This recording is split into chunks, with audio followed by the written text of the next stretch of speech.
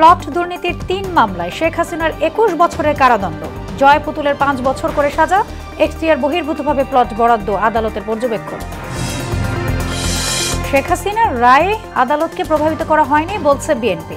নির্বাচন বানচালে বাধা সৃষ্টির অভিযোগ।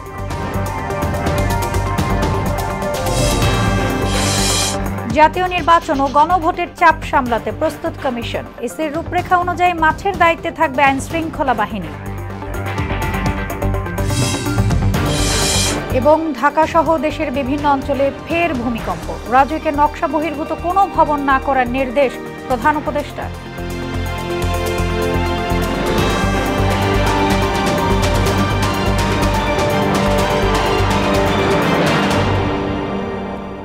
আসসালামু আলাইকুম, সবাইকে মোহনা সংবাদে স্বাগত। শুনছিলেন শিরোনাম, আর পুরোটা সংবাদ জুড়ে আছি আমি সোনিয়া ইসলাম। এবারে বিস্তারিত। প্লট দুর্নীতির ৩ মামলায় ক্ষমতাচ্যুত প্রধানমন্ত্রী শেখ হাসিনাকে ২১ বছরের কারাদণ্ড দিয়েছে আদালত। ঢাকার বিশেষ জজ ৫-এর বিচারক এই রায় দেন। সজীব ওয়াজেদ জয় ও সাইমা ওয়াজেদ জয় পুতুলের ৫ বছরের সাজা হয়। এছাড়া জয়কে ১ লাখ টাকা অর্থদণ্ড করা হয়েছে। ১৯ আসামিকে বিভিন্ন মেয়াদে দণ্ডের পাশাপাশি খালাস দেয়া হয় একজনকে। রায় পর্যবেক্ষণে আদালত বলেন, এখতিয়ার বহির্ভূতভাবে আবেদন ছাড়াই শেখ হাসিনাকে প্লট দেয়া হয়েছিল। মেজবা রহমানের রিপোর্ট। ক্ষমতার অপব্যবহার করে পূর্বাচল নতুন শহর প্রকল্পে ৩০ কাঠা সরকারি জমি বরাদ্দ নেওয়ার অভিযোগে শেখ হাসিনা, তার ছেলে সজীব ওয়াজেদ জয় ও মেয়ে সাইমা ওয়াজেদ পুতুল সহ অন্যান্য আসামির বিরুদ্ধে দুদকে দায়ের করা পৃথক ৩ মামলার রায় ঘোষণা করেন আদালত। রায়কে কেন্দ্র করে কোর্ট এলাকায় ছিল কড়া নিরাপত্তা।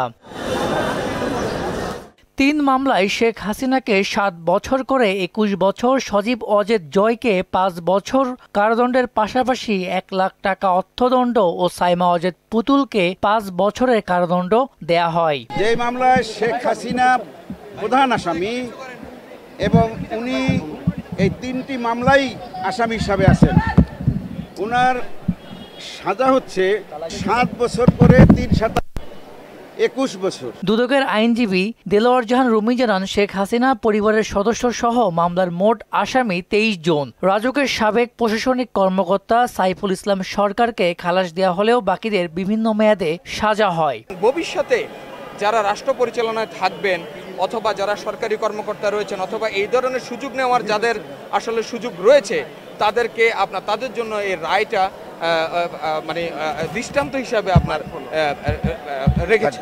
এখতিয়ার বহির্ভূত আবেদন ছাড়াই শেখ হাসিনাকে প্লট দেয়া হয়েছিল বলে রায়ের পর্যবেক্ষণে জানান আদালত। আদালত তার রায়ের মধ্যে সংক্ষিপ্ত একটি পর্যবেক্ষণ প্রদান করেছেন।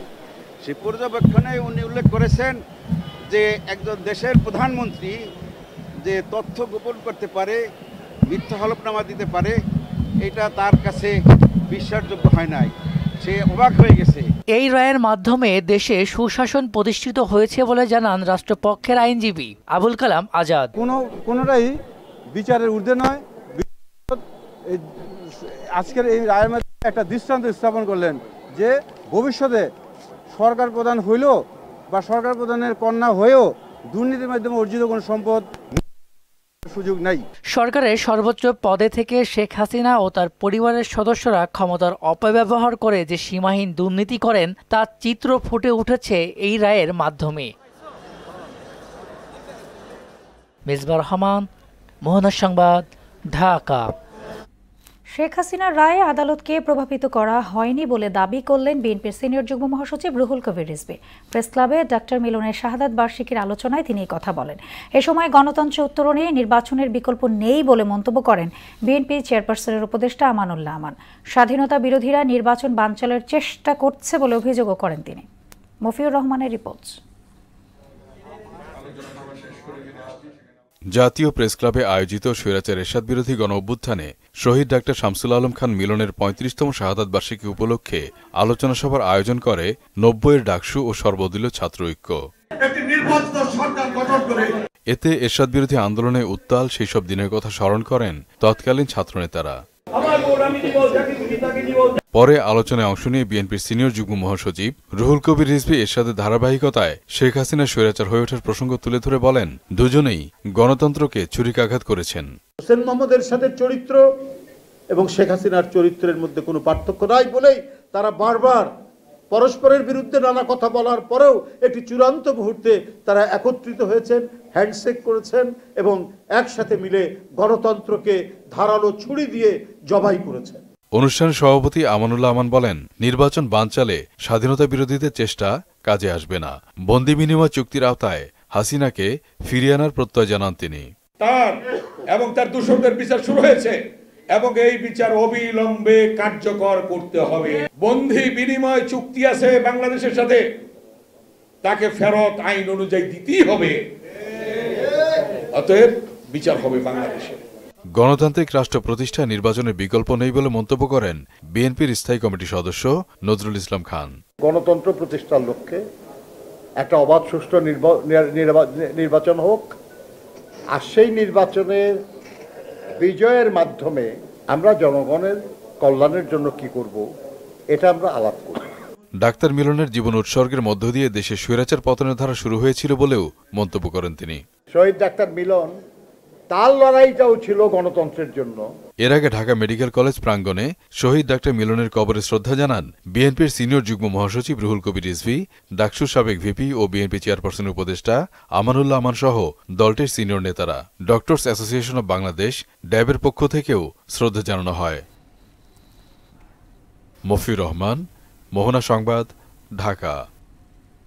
ইসির দেয়া রূপরেখায় নির্বাচনে আইনশৃঙ্খলা দেখভালের দায়িত্বে থাকবে স্বরাষ্ট্র মন্ত্রণালয়। দুপুরে আইনশৃঙ্খলা বাহিনীর প্রতিনিধিদের সঙ্গে বৈঠক শেষে একথা জানান ইসির সিনিয়র সচিব আক্তার আহমেদ। রাজনীতিকদের কাছ থেকে নিরাপত্তা বাহিনীর সদস্যদের সুবিধা না নিতে সিএসি নির্দেশনা দিয়েছে বলেও জানান তিনি। গণভোট ও জাতীয় নির্বাচনের চাপ সামলাতে পর্যাপ্ত ব্যবস্থা নেওয়ার কথাও উল্লেখ করেন ইসি সচিব। এমআর আসাদের রিপোর্ট। ত্রয়োদশ জাতীয় নির্বাচন ঘিরে দ্বিতীয় দফায় আইনশৃঙ্খলা বাহিনীর সঙ্গে বৈঠক করে ইসি। বৃহস্পতিবার নির্বাচন ভবনে 2 ঘণ্টাব্যাপী বৈঠকে ভোটের মাঠের নিরাপত্তা নিয়ে বিস্তারিত আলোচনা হয়। বৈঠক শেষে ইসি সিনিয়র সচিব আক্তার আহমেদ জানান, নিরাপত্তা ব্যবস্থাপনার দায়িত্বে থাকবে স্বরাষ্ট্র মন্ত্রণালয়, তবে দিক নির্দেশনা দেবে ইসি। আইনশৃঙ্খলা বিষয়ে লিড মিনিস্ট্রি হিসেবে স্বরাষ্ট্র মন্ত্রণালয় দায়িত্ব পালন করবে। তারা গাইডলাইন্স, প্রিন্সিপালস যেগুলো আছে, কিভাবে কি কাজ করবেন না করবেন সে সম্পর্কে তারা অন্যান্যবারের মতন দিক নির্দেশনা দিবেন। ইলেকশন কমিশনে আমরা ওভারঅল মনিটরিং এবং কোঅর্ডিনেশনটা আমরা দেখব। এর পাশাপাশি সেনাবাহিনীর ম্যাজিস্ট্রিয়াল পাওয়ার 28 ফেব্রুয়ারি পর্যন্ত, আগামী বছরের 28 ফেব্রুয়ারি 2026 পর্যন্ত বর্ধিত করা হয়েছে। নিরাপত্তার দায়িত্বে থাকা সদস্যরা রাজনীতিবিদদের দেয়া সুবিধা গ্রহণ করতে পারবেন না জানিয়ে সচিব বলেন, গণভোট ও জাতীয় নির্বাচনের দায়িত্বে ঘাটতি থাকার সুযোগ নেই। যে লোকাল পলিটিক্যাল লিডার্সদের কাছ থেকে যেন আমাদের আইনশৃঙ্খলা বাহিনীর কোনো সদস্য হসপিটালিটি গ্রহণ না করেন, যে আপনারা এসছেন, আপনাদের থাকা খাওয়ার ব্যবস্থা আমি করছি, আপনাদের সব কিছু ব্যবস্থা করব, আপনারা নিশ্চিন্তে থাকেন, এই ব্যাপারটা থেকে আমরা বলেছি বিরত থাকতে হবে। ঝুঁকিপূর্ণ কেন্দ্রের তালিকা এখনো প্রস্তুত হয়নি বলেও জানান ইসি সচিব। না, এখনো পর্যন্ত ঝুঁকিপূর্ণ ভোট কেন্দ্র আমার কাছে এই তথ্যটা নাই। এমআর আসাদ, মোহনা সংবাদ, ঢাকা। ঢাকা সহ বিভিন্ন অঞ্চলে আবারও ভূমিকম্প অনুভূত হয়েছে। বিকেল 4:15 এই কম্পন অনুভূত হয় বলে জানিয়েছে আবহাওয়া অধিদপ্তরের ভূমিকম্প পর্যবেক্ষণ কেন্দ্রের ভারপ্রাপ্ত কর্মকর্তা রুবাইত কবির। তিনি বলেন, রিক্টার স্কেলে ভূমিকম্পের মাত্রা ছিল 3.6 স্বল্প মাত্রার ভূমিকম্প, যার উৎপত্তি স্থল নরসিংদীর ঘোড়াশালে। গেল শুক্র ও শনিবার প্রায় 31 ঘন্টার মধ্যে ঢাকা ও এর আশেপাশে 4 বার ভূমিকম্প হয়। রাজউক অনুমোদিত নকশা বাদ দিয়ে কোনো ভবন নির্মাণ না করার নির্দেশ দিয়েছেন প্রধান উপদেষ্টা অধ্যাপক মোহাম্মদ ইউনুস। বিকেলে উপদেষ্টা পরিষদ বৈঠক পরবর্তী সংবাদ সম্মেলনে এমন নির্দেশনার কথা জানান প্রেস সচিব শফিকুল আলম। তিনি বলেন, দুর্নীতি দমন কমিশন অধ্যাদেশ, মানব পাচার অভিবাসী ও চোরাচালান অধ্যাদেশ, রাজধানী উন্নয়ন কর্তৃপক্ষ অধ্যাদেশ এবং জাতীয় মানবাধিকার সংশোধনী অধ্যাদেশের অনুমোদন দেয়া হয়েছে বৈঠকে। মানিকগঞ্জে বাউলদের ওপর যারা আক্রমণ করেছেন তাদের গ্রেফতারের জন্য সাঁড়াশি অভিযান চালানো হচ্ছে বলেও ব্রিফিংয়ে জানান প্রেস সচিব শফিকুল আলম।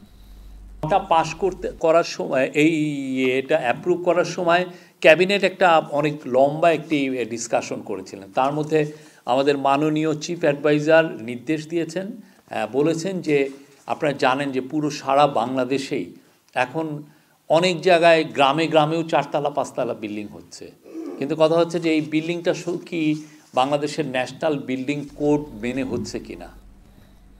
গত এক দশকে মাতৃ মৃত্যু কিছুটা কমলেও লক্ষ্যমাত্রা অর্জন থেকে এখনও পিছিয়ে বাংলাদেশ। বিশেষজ্ঞরা বলছেন মাতৃ মৃত্যুর হার নিয়ন্ত্রণে রক্তক্ষরণ, গর্ভকালীন উচ্চ রক্তচাপ সহ অন্যান্য জটিলতা নিরসনে মনোযোগ বাড়াতে হবে। সকালে বিএমএ মিলনায়তনে ওজিএসবির উদ্যোগে বাংলাদেশ হেলথ রিপোর্টার্স ফোরামের সঙ্গে মত বিনিময় সভায় এসব কথা বলেন বিশেষজ্ঞ চিকিৎসকরা। শামীমুজ্জামান চৌধুরী রিপোর্ট। বাংলাদেশে মাতৃস্বাস্থ্যের বর্তমান পরিস্থিতি এবং মাতৃমৃত্যু হ্রাসের নানা উদ্যোগ নিয়ে বাংলাদেশ হেলথ রিপোর্টার্স ফোরামের সঙ্গে মতবিনিময় সভার আয়োজন করে অবস্টেটিক্যাল অ্যান্ড গাইনোকোলজিক্যাল সোসাইটি ওজিএসবি। টেকসই উন্নয়ন লক্ষ্য অনুযায়ী 2030 সালে মাতৃমৃত্যুর হার 70% নামিয়ে আনার লক্ষ্য রয়েছে। সভার আলোচকরা বলেন এতে বেশ কিছু বাধাও রয়েছে। প্রসবপূর্ব সেবা বলতে আমরা কি বুঝি সেটা আমরা আগেই বলেছি যে 4টা সেবা নিবে। একটা অবশ্যই একটা দক্ষ প্রদানকারী, ডক্টর হতে পারে না অথবা একটা নার্স হতে পারে, ওনার হাতে হতে হবে। সরকারের কি আলাদা কোনো বাজেট আছে just for maternal health? Because this is a priority. আমরা যদি এসডিজি রিচ করতে পারি, আমাদের যিনি রাষ্ট্রপ্রধান আসবেন উনি কিন্তু পুরস্কারটা নিয়ে আসবেন, কিন্তু এই রাষ্ট্রপ্রধান কি মনে করছেন যে মায়েদের জন্য স্পেশাল এফোর্ট দেওয়া দরকার? সংকট সমাধানের পথ সহ মাতৃমৃত্যু কমানোর বিষয়ে পরামর্শ দেন বিশেষজ্ঞরা। আমাদের মাতৃমৃত্যুর যে কারণ হচ্ছে সেগুলোতে হবে না, কাজে এই জায়গাটা যেটা সমস্যা সেটা হলো এখন কমোডিটিজ আমরা পাচ্ছি না। গর্ভ হয়ে যাওয়ার পরে প্রত্যেকটা মহিলারই চান্স থাকবে উচ্চ রক্তচাপ হওয়ার। তাহলে সে যদি নিয়মিত ক্যালসিয়াম খায়, রাতে 2টা করে মানে 150 মিলিগ্রাম অ্যাসপিরিন খায়, তাহলে কিন্তু 25% কমানো যায় গর্ভকালীন উচ্চ রক্তচাপ। তারা জানান কম খরচে দেশে তৈরি পলিথিনের ত্রিকোণাকৃতির পরিমাপক ব্যবহার করলে স্বল্প খরচে প্রসব পরবর্তী রক্তক্ষরণের রোগ নির্ণয় ও চিকিৎসার মাধ্যমে মাতৃমৃত্যু প্রতিরোধ সম্ভব। এবার আমি কি করলাম, টেবিলের উপরে বিছিয়ে দিচ্ছি, মা এখানে শুয়ে আছে, মায়ের কোমরের নিচে ব্যাগটা, ডেলিভারি হচ্ছে, সব রক্ত এটার মধ্যে পড়ছে। এখানে দাগ কাটা আছে, দেখেন একটা লাল দেখেছেন, লাল দাগ মানে পিপিএইচ শুরু হয়ে গেছে। যেটা কালো দাগ সেটা হচ্ছে সতর্কবার্তা, 300 হয়ে গেছে, বি অ্যালার্ট। এই সিম্পল ড্রেপটার দাম প্রায় $10 পড়ে, কিন্তু আমার এখন কত পড়লো? 5 টাকা। গ্রামীণ স্বাস্থ্য ব্যবস্থায় প্রযুক্তিগত সক্ষমতা বাড়ানো গেলে মাতৃমৃত্যু আরও কমানো সম্ভব বলেও জানান বিশেষজ্ঞরা। ঘাটে দেরি, দেখেন রেফারেন্স সার্ভিস আমাদের অত্যন্ত দুর্বল, রাস্তাঘাট এটসেট্রা এটসেট্রা, আমরা 3টা ডিলে বলি, হাসপাতালগুলো প্রস্তুত নয়। শামীমুজ্জামান চৌধুরী, মোহনা সংবাদ, ঢাকা। 3 দফা দাবি বাস্তবায়নে আজ থেকে লাগাতার কর্মবিরতি শুরু করেছেন সরকারি প্রাথমিক বিদ্যালয়ের সহকারী শিক্ষকরা। এতে বার্ষিক পরীক্ষার আগ মুহূর্তে দেশের প্রায় 65,000-এর বেশি সরকারি প্রাথমিক বিদ্যালয়ে পাঠদান নিয়ে জটিলতা তৈরি হলো। বুধবার রাতে প্রাথমিক শিক্ষক দাবি বাস্তবায়ন পরিষদের পক্ষ থেকে এই কর্মসূচি ঘোষণা করা হয়। বেতন স্কেল 10ম গ্রেডে নির্ধারণ, 10 ও 16 বছর পূর্তিতে উচ্চতর গ্রেডের জটিলতা নিরসন এবং সহকারী শিক্ষক পদ থেকে প্রধান শিক্ষক পদে শতভাগ বিভাগীয় পদোন্নতির দাবি শিক্ষকদের। বিএনপি সরকার গঠন করলে সংবিধানে তত্ত্বাবধায়ক ব্যবস্থা পুনর্বহাল করা হবে বলে জানালেন ঢাকা 16 আসনে ধানের শীষের প্রার্থী আমিনুল হক। রাষ্ট্র ক্ষমতায় গেলে ভিন্ন মতের ওপর কোনো নিপীড়ন নির্যাতন হবে না বলেও জানান তিনি।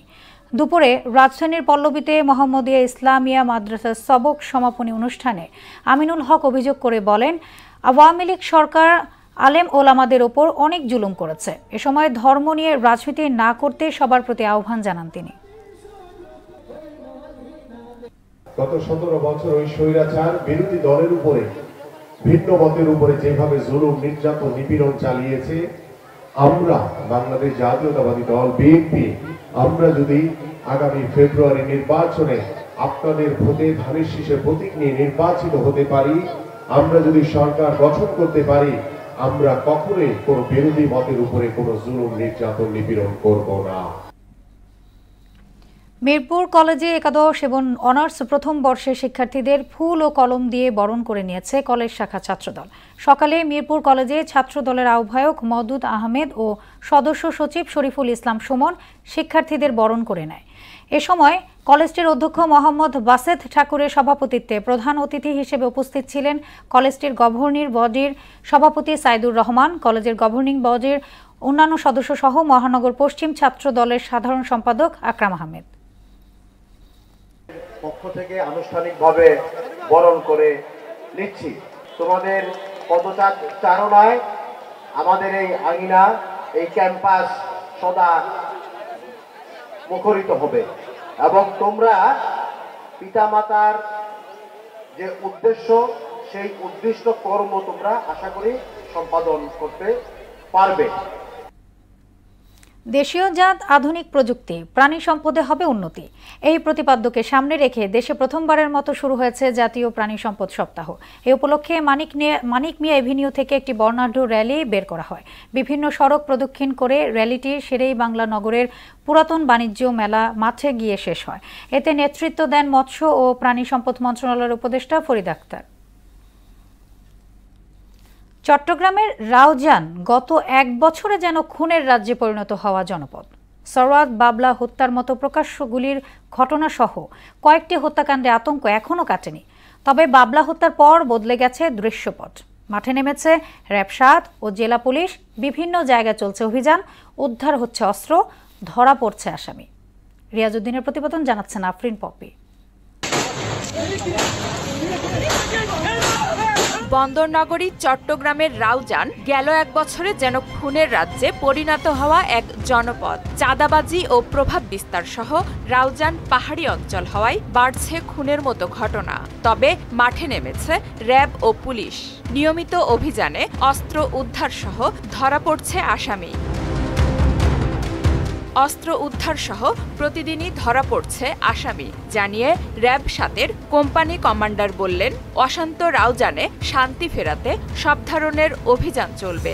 অশান্ত রাউজানকে শান্তিপূর্ণ রাউজানে প্রতিষ্ঠা করার জন্য যা যা করা দরকার সেটা বাংলাদেশ র্যাব আমরা সেটা করছি। চাঁদাবাজি, প্রভাব বিস্তার সহ ব্যক্তিগত ও রাজনৈতিক কারণে বাড়ছে হত্যাকাণ্ড বললেন র্যাব ৭-এর অধিনায়ক। তবে একটি এলাকায় এত হত্যাকাণ্ড অবশ্যই বড় ধরনের একটি শঙ্কা, তাই এই এলাকায় কড়া নজরদারি আছে। বিভিন্ন কারণে হত্যা হয়েছে, তবে একটা এলাকায় 17-18টা মার্ডার হওয়া এটা অবশ্যই অনেক বড় একটা সংখ্যা এবং যে কারণে এই এলাকাটার দিকে আমরা একটু কড়া নজরদারি রাখছি। জমি দখল, চাঁদাবাজি, ব্যবসায়িক আধিপত্য সহ নানা গোষ্ঠীর অর্থনৈতিক দ্বন্দ্ব থেকে অপরাধ বাড়ছে বলে জানান পুলিশ সুপার। বলেন, আসামি গ্রেপ্তার সহ অস্ত্র উদ্ধার চলছে নিয়মিত।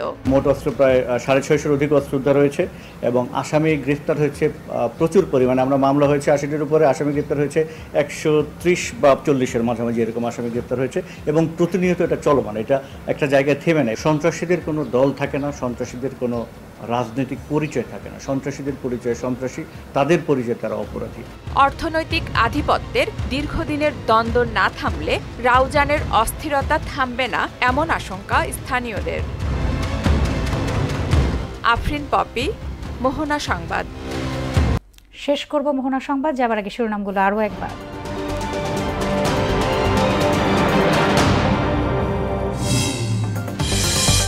প্লট দুর্নীতির 3 মামলায় শেখ হাসিনার 21 বছরের কারাদণ্ড।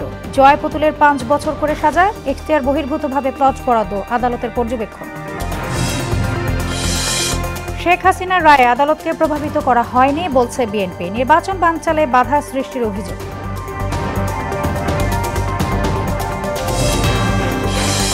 জাতীয় নির্বাচন ও গণভোটের চাপ সামলাতে প্রস্তুত কমিশন। ইসির রূপরেখা অনুযায়ী মাঠের দায়িত্বে থাকবে আইনশৃঙ্খলা বাহিনী। এবং ঢাকা সহ দেশের বিভিন্ন অঞ্চলে ফের ভূমিকম্প। রাজউকের নকশা বহির্ভূত কোনো ভবন না করার নির্দেশ প্রধান উপদেষ্টা।